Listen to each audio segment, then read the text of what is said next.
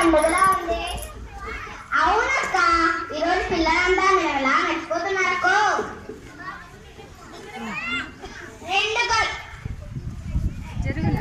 రెండు కళ్ళు చాలడం లేదక్కో. అది చూస్తుంటేనే తెలుస్తుంది కదరా ఏమి జరుగుతుందో. చెప్పండి అంటే తెలుస్తుంది.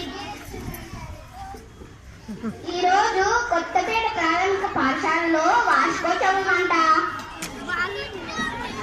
ఏంటి గవర్నమెంట్ పాఠశాలలో అద్భుతం ఇంత ఘనంగా జరుపుకుంటారా? ఏమనుకున్నా, ప్రభుత్వ పాఠశాలలు కొత్త హంగులు తెచ్చుకున్నాయి.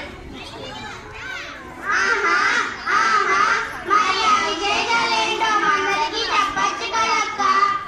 ప్రభుత్వ పాఠశాల అంటే చిన్న చూపాపరా బాలక. నిరుపేదల జీవితాలను మార్చినరా బాలక.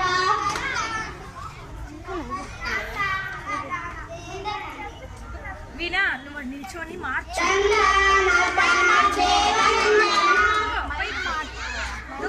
ఊరిలో ఎన్నో ప్రైవేట్ పాఠశాలలు ఉండగా కొత్తపేట ప్రభుత్వ పాఠశాలని ఎందుకు చేర్చాలో చెప్పక్క.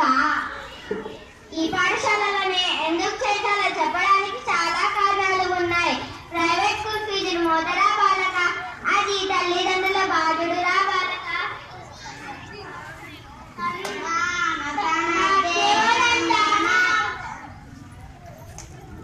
నిజమేనక్కో, మరి ప్రైవేట్ పాఠశాలలో ఉన్న సౌకర్యాలు ప్రభుత్వ పాఠశాలలో ఉన్నాయా అక్క?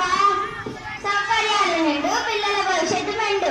సౌకర్యాలన్నీ వినరా బాలక.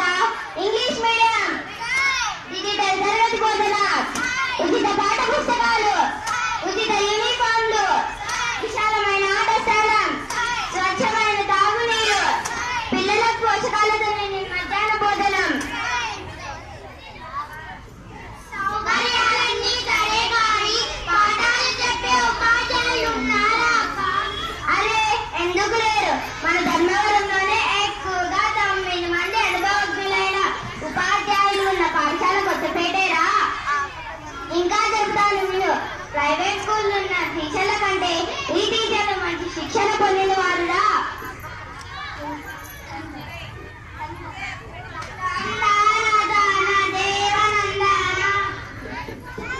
అక్క, నేను విన్నాను ప్రతి తరగతికి 2 టీచర్లు ఉన్నారంటగా. అంతేకాదు పిల్లలకు చదువుతో పాటు ఆటపాటలు, కథలు, నాటకాలు, కోలాటం, పద్యాలు వంటి ఎన్నో కార్యక్రమాలు నేర్పిస్తారంటక్క. అవునురా, పిల్లలలో సర్వతోముఖ అభివృద్ధి జరుగుతుంది. కాబట్టి మన కొత్తపేట ప్రాథమిక పాఠశాలలో చేర్పించమని మనందరం చెబుదాం. అక్క, ఇప్పుడే వెళ్ళి పక్కింటి బుద్ధిని, వెనుకింటి వల్లిని, ఎదురింటి వెంకటేశ్వరుడు చేర్పించమని వెంటనే చెబుతాం. వీడికి ఏది చెప్పినా అవ్వలేడు. ఆహా, నేను కూడా వెళ్ళి అగురా 1 నుండి 5వ తరగతి వరకు చదివే పిల్లలందరినీ మన కొత్తపేట ప్రాథమిక పాఠశాలలో చేర్పించమని చెప్పండిరా. అందరికీ నమస్కారాలు.